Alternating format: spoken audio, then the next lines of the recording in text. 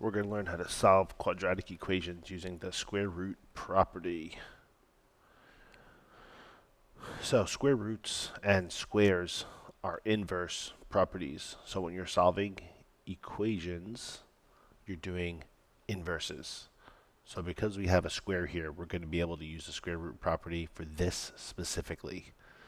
And whenever we do a square root in an equation, we're always going to write a plus and a minus with our square root. That's going to help us go through this. So the reason we're using the square root property here is because our variable is inside parentheses. So the problem is 3x minus 2 in parentheses squared. So that x is connected to the 3, which is connected to the negative 2, which is all within the parentheses, and then there is a square on the outside. So to undo things and to go backwards, we have to get rid of the square first. So what we do is we do square roots to both sides of the equation. So we're going to have the square root of 3x minus 2 squared, and then the square root of 18. On the left side, these are inverses. So the square and the radical are actually going to cancel each other out because they're opposites, and we're going to be left with 3x minus 2. On the right side, this is where you have to put that plus minus with the square root. So there are two possible answers when we do square roots. So here's a little reminder over here. When you do the square root of 4, you get 2, but you also get negative 2. So if you square either of these, they both are going to equal 4. So that's where that plus minus comes from. So we do the square root of 18. So we're just going to leave it as plus minus radical 18. And now we're just solving.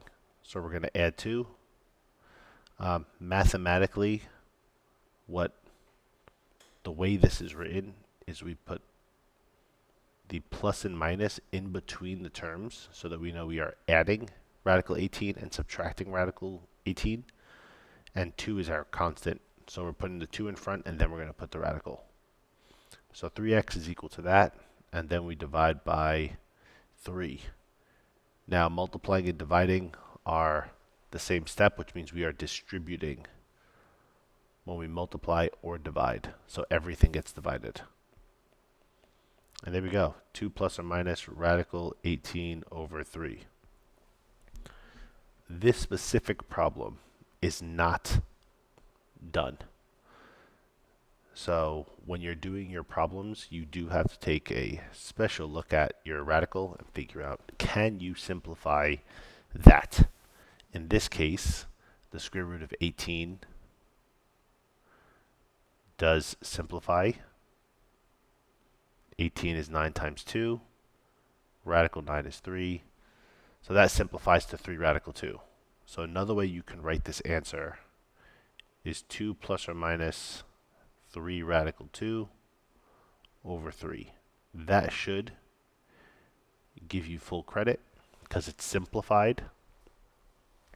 If you wanted to get even further and you wanted to distribute that 3 in the denominator, you could actually also write the answer as 2/3 plus minus radical 2, because the 3 over 3 there would actually cancel and divide out. So you could also write the answer like this. And you could split this up, so this is telling you that you have two answers here. One with the plus, 2/3 plus radical 2, and then the 2/3 minus radical 2. The way you write your answer is really up to your teacher. So just keep that in mind. And then let's do another problem. So here we're going to use the square root property. Again, the reason we're doing this is because we have our x, our variable, inside parentheses, and there's an exponent on the outside. So we have x plus 6 in parentheses squared plus 20 equals 0. So we can't touch the parentheses yet. The parentheses have the exponent, but we have to get rid of this plus 20 first. So we're going to subtract 20 on both sides. Now we have x plus 6 squared equals negative 20.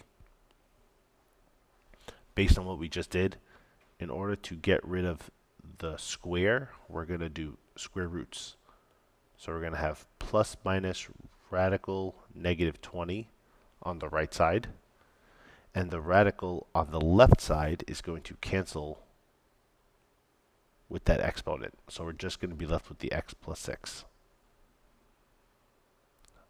So we minus 6 from both sides. Just like before, the concept, the idea is we're putting that constant in front of our plus minus so that we can see this is a number plus the radical and a number minus the radical. So this is not simplified. So technically this is not going to be your final answer. And what you're looking for again is the radical. How can I simplify that? So the square root of 20 is radical 4 times radical 5. So it's 2 radical 5. Because it's negative 20, you have this negative 1 here also. That comes out as an imaginary number, I. So you have to include the I in that radical. So the way we write our answer is negative 6 plus and minus 2I radical 5.